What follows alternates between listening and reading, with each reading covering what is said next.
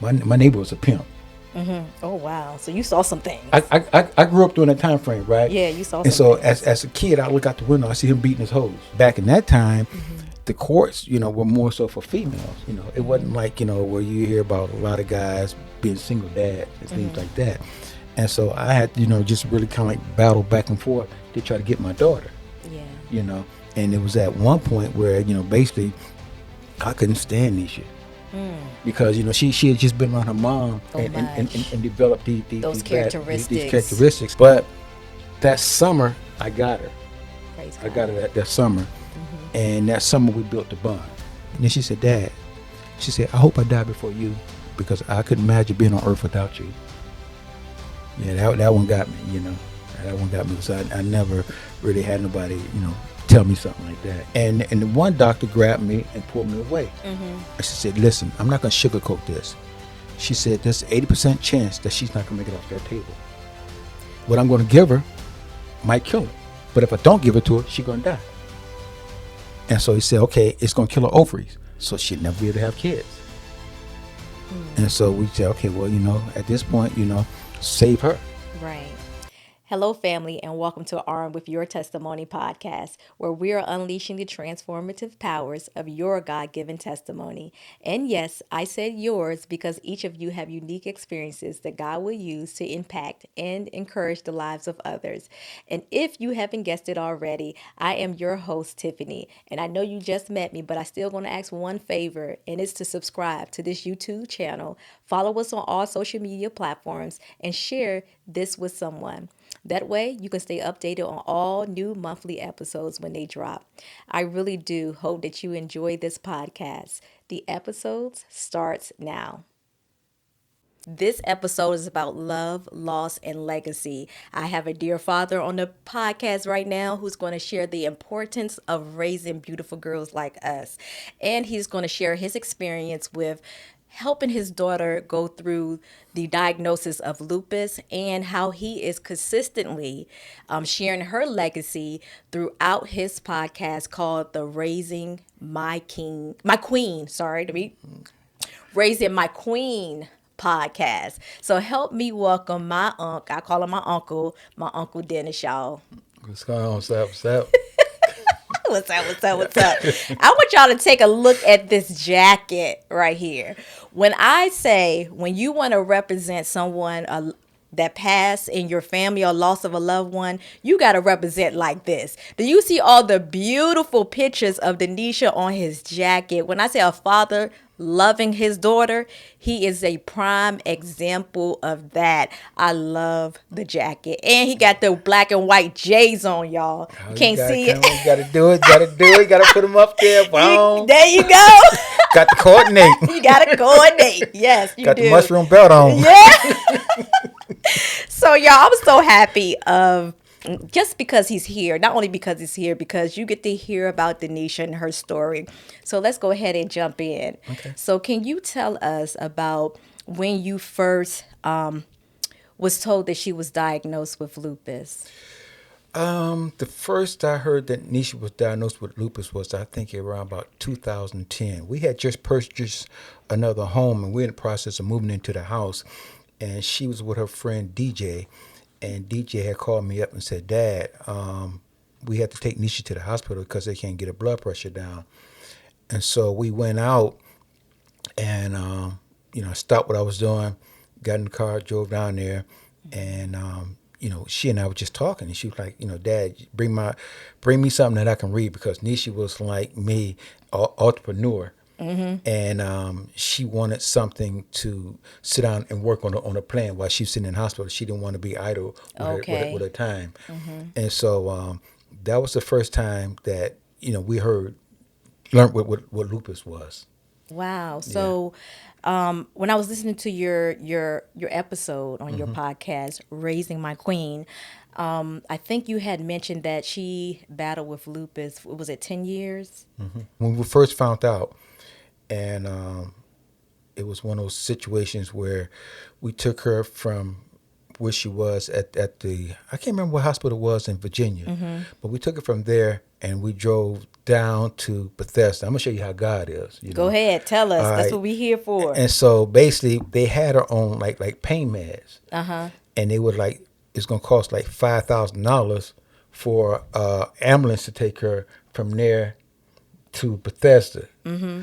And so we said, well, if we take her, if I put her in the vehicle and take her, would she be okay as far as medicines and stuff like that? And so the guy was saying, well, she just had some, so she should be all right. Mm-hmm. So you know how it is getting from Virginia Yes. to Traffic. to Maryland. Yeah. Yeah, in Bethesda, how traffic can be. Yes. And we went straight through. No problem. No, oh, we cleared the whole He highway. cleared the whole highway. We just rode down there, and it was just she and I in the car Okay. together, and we just got a chance to talk. And she was like, "Dad, if I die, this is what I want you to do." Oh my God. Yeah, That early on? it was that early on because she was like, if I die, then this is what I want you to do. Blah blah blah blah blah. I want you to take over, and I want you to do this, and I want you to do that.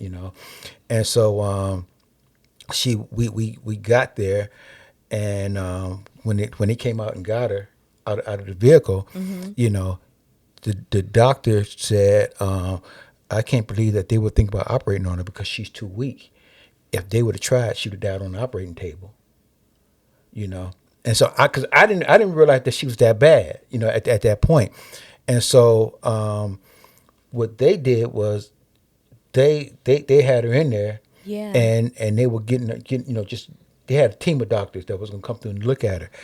And so Nisha's sitting there, and Right. she's laying on this like little bed thing, Yeah. and me and her brother Mm-hmm. was standing there, and she said, "Dad, move. I'm going to get up." I said, "Babe, you can't get up." I said, "Because if you get up," I said, "you're going to die." She said, "I've been thinking about that, and I'm okay with it. Move."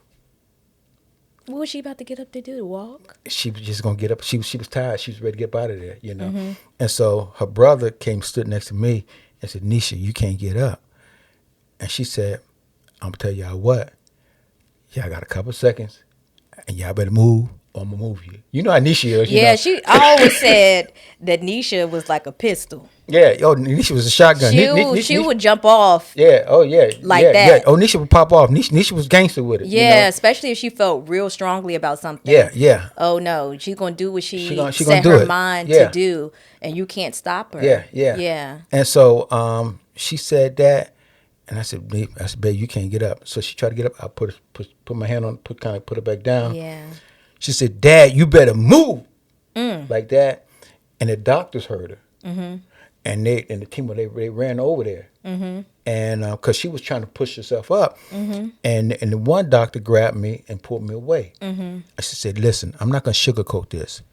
She said, "There's an 80% chance that she's not gonna make it off that table." So let me back up just a second. This was the first time she was in the hospital, or are we down the road a little bit? This the first time. This the first episode.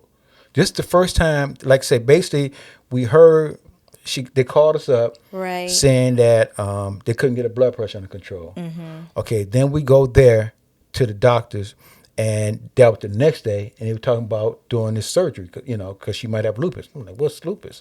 Right. And so then we take her from there to get a second opinion. Mm-hmm. And so when we go get the second opinion, the doctors determine that she's so weak in the Right, condition that she that coulda she's in died. that she could have died. Yeah. Okay. And so now while she's laying there, I guess she's thinking like, "Hey, you know what? I don't want to be here. If I'm going, I'm going." Oh my God. And so it was at that point that they were saying, "Hey, this is where we are." So her husband Yeah. at the time was out of town. Mm-hmm. And so it was like, I got to make a decision, Mm-hmm. as like what's going on with it and everything that. Mm-hmm. And so when he came back, we sat down with the doctor, Mm-hmm. and the doctor was saying, "Okay, listen, we gotta approach this very aggressively, and so she said the medicine I'm gonna give her Mm-hmm. might kill her." But I'm so taken back by this because That's that's wild for me. You just now getting this information, and it's like, I don't know if lupus have stages. I mean, every disease or cancer have stages, but it seemed like y'all heard the news and you like almost in the final stage. Yeah, it's like, well, lupus is almost like a cancer. Yeah. It's in the family with cancer. Right. Okay, and so it's like somebody finding out how many times you hear about people got symptoms and they got stage 4 cancer, but they didn't know it.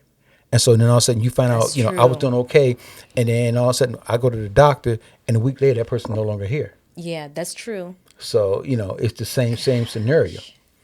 And so we go through this thing, and she's saying, okay, well, basically what I'm going to give her might kill her, but if I don't give it to her, she's going to die. And so he said, okay, it's going to kill her ovaries, so she'll never be able to have kids. And so we said, okay, well, at this point, save her. Right. Save her. Oh my God. And it's good that you brought that point out because when I was watching the episode, of course, you mentioned that she potentially would not be able to have children, but her and her husband did pray that Yes. she would have a daughter. And I'll let you take it from here. Okay. Yeah, who she had that daughter for? Yeah. So basically, what it was that Nisha and I we always had a close. Our relationship. Nisha was born on April 20th. Yeah. Okay, and I was in the Marine Corps at the time, and I had orders overseas in that May, and so she was born, and then probably like 30 days later, I was overseas in Japan. So the first year, I wasn't with her, wasn't there. growing up. Then when I came back, my wife and her mother and I were in the church and everything. So then all of a sudden after Nisha was born, it was like her mother changed. And so, it was like, okay, well, she write me, well, if I don't feel like serving God no more, well, you still want to be me, kind of stuff like that. And I'm like, well, salvation is an individual thing. Yeah, I that's love you to true. still serve God, but, if that's your choice, only thing I can do is just live right in front of you, and hope be things, that yeah, be that example and example. pray for you. And so from that point, the relationship got challenged. And so it was a point where she was trying to keep me away from, like, the relationship was strained, and she was one of those persons that tried to put a block between me and my daughter. Okay. And so for those formative years, it was kind of like a struggle back and forth getting my Yes. daughter and stuff like that, And so when I would go and try to go to court about different things, like if I was in Jacksonville, North Carolina, or Camp Lejeune, then she'll get up and she'll take Nisha and go to Cleveland. And then I'll go to Cleveland and put a petition in. She'll leave there and go to Columbus. I'll go to Columbus, petition, and then she'll go back to Jacksonville. In hopes that you would give up. But the thing was, like, back in that time, the courts, were more so for females. It wasn't like, where you hear about a lot of guys being single dads and things like that. And so I had to, just really kind of like battle back and forth to try to get my daughter. Yeah. And it was at one point where, basically I couldn't stand Nisha. Because she had just been around her mom So and much. and developed Those these characteristics. characteristics. And I remember one time we were trying to So unfortunate. see if we can reconcile, and her mother was sitting in my house, and she was smoking a cigarette. I said, "Don't smoke in my house." Yeah. And she's like, "Shut up," And I'm like looking at her. I said, "Get up, don't put," And Nisha was, Nisha was young, and Nisha talking about, "Burn them, mama, burn them," And then, I said, "Oh, okay, I see where we are. We here, huh?" And so, it was that point where Nisha said something smart, and I took my foot and kicked her in the butt and said, "You didn't tell your mama that," And I made a vow to myself that if I ever had kids, number one, if I ever had a kid, it's gonna be by my wife, Yes. and number two, if I ever had a kid, I was gonna take care of my kid. Yes. I wasn't going to break no promises to them or anything like that because I knew how I felt when somebody promised you, you want something for Christmas or you just want this or that, Yeah. And they tell you they're going to get it and they don't get it. Yeah. Now you got a broken promise. And a lot of people think that when you're younger, be it 5, 6, 7, 8, you may not remember a lot of things that happen in your life when it pertains to your family. But me being a little girl and then speaking to other young ladies or even young men, they remember those broken promises. As one guy at my job, he wants to come on the podcast and he's going to talk about domestic violence and how he saw that in his own household, and him and his mother had to go on a run from his father to stay protected, and he remembers everything, and he was around 5, 6, 7, 8 years old. So we really do remember. So parents, it is very important, like my uncle said, that you take the time out to consider who you're having children with. Let it be your husband or wife if you can, right? And if you have had children outside of marriage, or you're no longer with the father of your children, I don't want to say baby mama, baby daddy, the father of your children, or the mother of your children, please don't allow your anger towards the parent to separate the parent and the children, because it does so much damage, more than you can ever understand and know. So I just want to put that little tidbit in there. Yeah. But go ahead. I remember when I was going through the divorce thing. Well, really it wasn't a divorce, it's just a separation, just going back and forth. I'm trying to keep the relationship together, and she's doing things to chip at it. And my mother said, son, let me tell you something. She said, give her those kids. And the only reason that she's doing what she's doing is because she know you love those kids, and that she can use those kids as a tool To hurt to you. get what she wants And and everything to say. She said, I promise you, you give her those kids, and I guarantee you within about 30 days, she going to come hunting you down to give you those kids back. I said, Mom, I'm not doing my kids like that. She said, all right, I'm telling you. So I remember it was my son's birthday, and she and I had split up. So she was in an apartment. So when I went around there for his little party that she was throwing him, Nisha was outside dirty with no shoes and stuff on. And I'm like, why is she looking like this? And so she kind of like cursed me out. Like, you so and so and so and so. And, you think you can do better than you? I said, okay, yeah, okay. So she ended up saying, well, okay. I said, well, I'm going to get orders to my next duty station. Once I do, I'll take them, So I just happened that I got orders and I had to go away. And I wasn't in touch with her for almost like 3 weeks. And when I called her up, she said, were you serious about taking the kids? Your mama was right. Yeah, mom was on point. Mom was on point, And I said, yeah. So she said, I'll give you boys, but I'm not giving you Nisha. And so I had asked one of my mentors, I said, well, Ooh, that's important. Oh, Can yeah. I bring that out? Yeah. He had a mentor. That is so important. But go ahead. That could be another podcast. Yeah. Episode. So basically, he said, son, he said, sometimes you can't save all of them. So you got to get the ones you can save and go back and get the other one.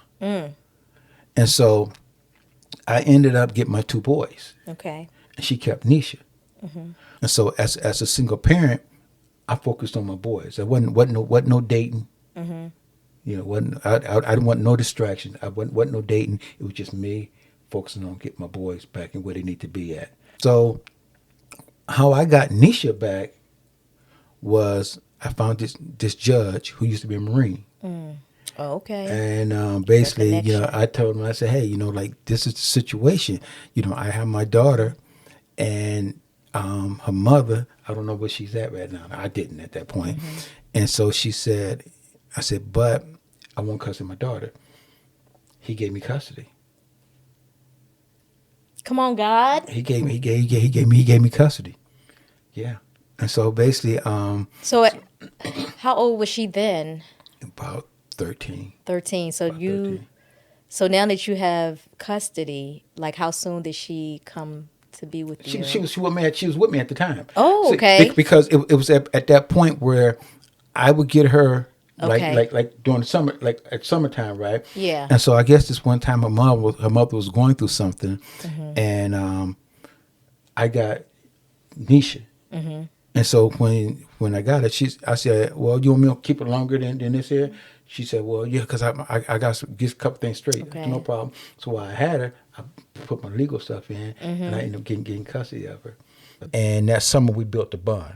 You know what I'm saying? Because Yeah. we never really had that time together like that, and so we built that bond. And that gave you the opportunity to kind of like unlearn the things that she thought about you. She got to see you Yes. for who you truly were. And I guess she was probably blown away Yeah. of the differences that what she had learned prior from her mom. Yeah. And so it was one of them situations where um, we built that bond, and from that Yeah. point, I want to be with my dad. Yeah. And so it was, it was those battles back and forth. So at that point, when Nisha had found out she had lupus, because when she found out she had lupus, she said, "Dad," and she said, because we were in a debate one time, Nisha and I would get into it at times, Yeah. I'm trying to push her to do what she got to do for her health, Health reasons. Yeah. and she's kind of like, like, hey, if I got to go, I got to go, you know, and so she was like, "Dad, you don't get it, do you?" And I said, "I don't get what?" And she said, "All my life, I've been trying to be like you." She said, "All my life I've been trying to be like." She said, "I try to be an entrepreneur. I try to, do everything that you do to make you happy. And basically, she said, when I realized that I was going to die at a young age, my husband and I couldn't have kids. My husband and I prayed that God would give me a little girl that looked like me, so that when you are hurting or lonely for me, that she would be there for you." How You know. selfless is that? That's beautiful. Yeah. And so I remember the first time that I thought about that was Nisha's 35th birthday, because Nisha was 33 when she passed. That's why you see the 33 up 33 there. right Yeah, there. yeah. Yeah. She was 33 when she passed. And so her 35th birthday, we did had a little party for her. I cooked all her little favorite meals, and we had a Yeah. little cake in there, and we did balloon release, 35 balloons, with a picture and stuff on it. And her daughter, her her her husband had seen me talking about it, like on Facebook, what I was planning to do. Yeah. And so at that time, Nyla was in California with him, but they surprised me and sent her here. And so on her birthday, Yeah. she walked in, you know. Yeah, and that I don't normally get teary eyed about a whole bunch of stuff, but that one kind That one of hit yeah, you. that one hit me. And then it was another time when That was nice. yeah, the Yeah. other time, I think, no, the very very first time was, how something happens and you're into it. So basically, like when she passed, there were moments. There were moments that it would just hit you. Yeah. And I remember getting into the car when I found out when I first found out that she had passed, right?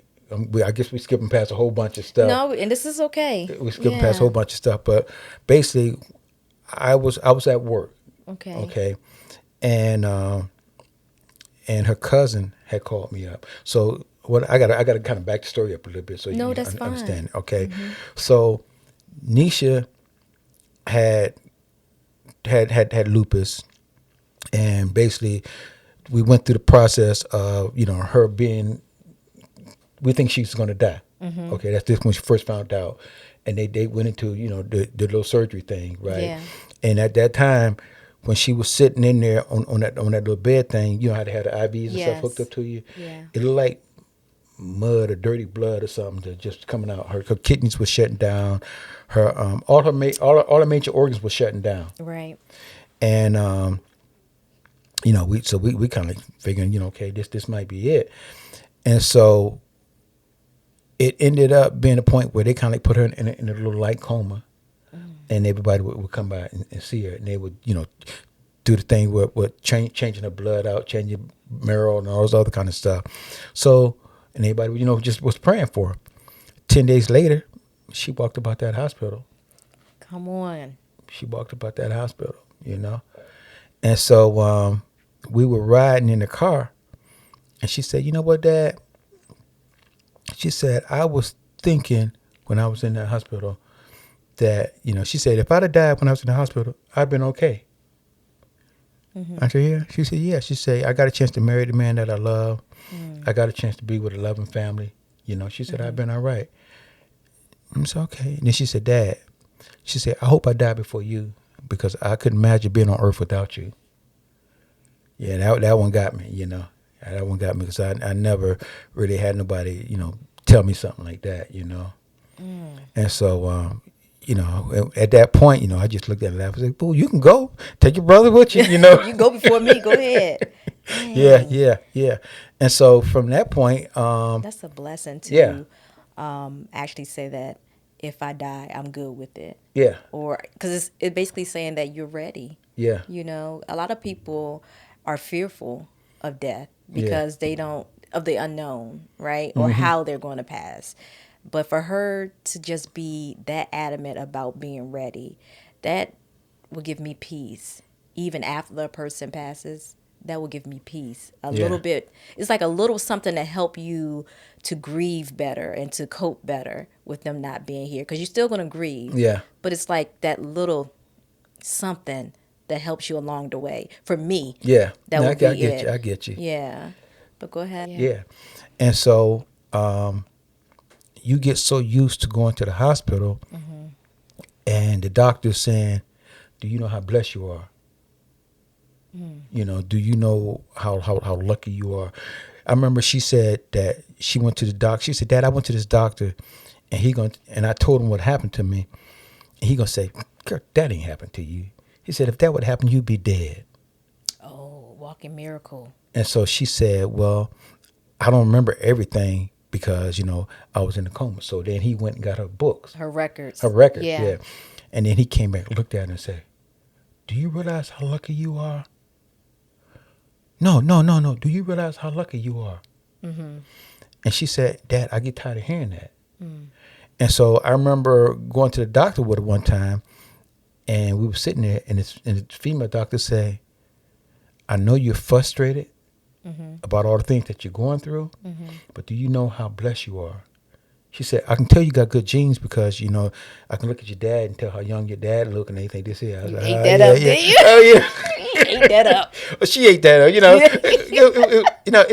It's a thing where every time we go to the doctor, right, everybody asks, was I her husband, or her Yeah. boyfriend or her brother, Yeah. And she's like, "No, that's my dad." And then they would just stop like, "Wait, that's your dad?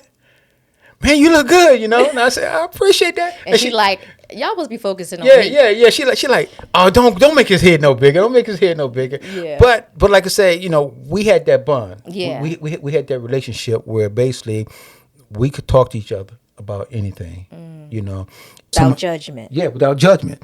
And so now her girlfriends would sit down and say, "Dad, your dad be on the bomb with that one."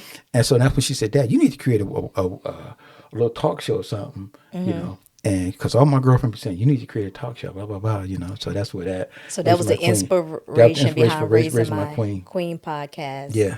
That's good. I can't wait to see more episodes. Yeah. And I pray that a lot of young men would, dial in as well as women. 'Cause, we're gonna be there for Yeah, it. yeah. But I pray that young men would dial in too, because it's important to be encouraged and get wisdom. Yeah. That wisdom that we need for every situation without judgment. So yeah, I love it. Well, the thing was that Nisha would always, hype me up, and it was like my dad's a bomb, my dad's this and that, and even she would tell guys, she said, "I tell my friends who got issue with their baby mama," and she said, "No, I don't care what you got to go through, you go and you work that out, and you go through it and get your kid." She said, "I don't know where I would be had my dad gave up on me." She said, "My dad gave up on me, I wouldn't be where I'm at today." And so, I mean, I can go to some stories up in here. I promise you, I had you in some tears.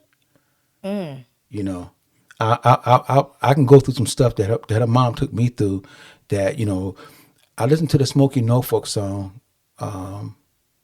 Feels so good to make it this far. Mm-hmm. You know, and they say that little part. I almost lost my mind. Mm-hmm. You know, and every time I hear that part, Mm. I tear up. Yeah. Because I remember one time where she had made an accusation against me, and I was in the Marine Corps, and so they took me out of my household and made me move into the barracks. And at that point, I had stopped eating. I was losing weight. I was depressed. Yeah. And I remember God talking to me and said, son, get up. Mm-hmm. And he said, look in the mirror. And I looked in the mirror. My eyes were baggy. They were Mm-hmm. red from crying. I was, losing weight. And he said, you my child.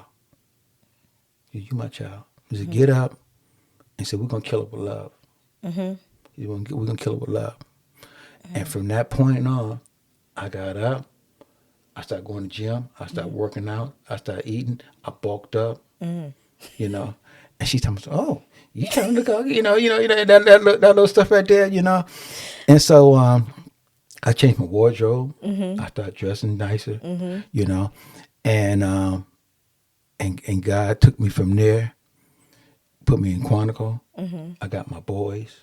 Then later on, I got my daughter. Mm-hmm. Then later on, I got remarried and moved on. And then we bought a house. And she was telling my mother always tell her, you're making a big mistake. And she told my mom, Mom, I was a fool. Yeah. I was a fool. That woman that's in my house. My mom said, down, that woman ain't in your house. Dennis didn't meet that woman till long after y'all was gone. Mm. See, that's on you. It's amazing how God comes in and meet us right exactly where we Yeah, are and how he yeah. pulls us out the muck and the mire, Oh, as they would definitely so. say, right? Yeah, And then he just all he wants from us is that mustard seed faith.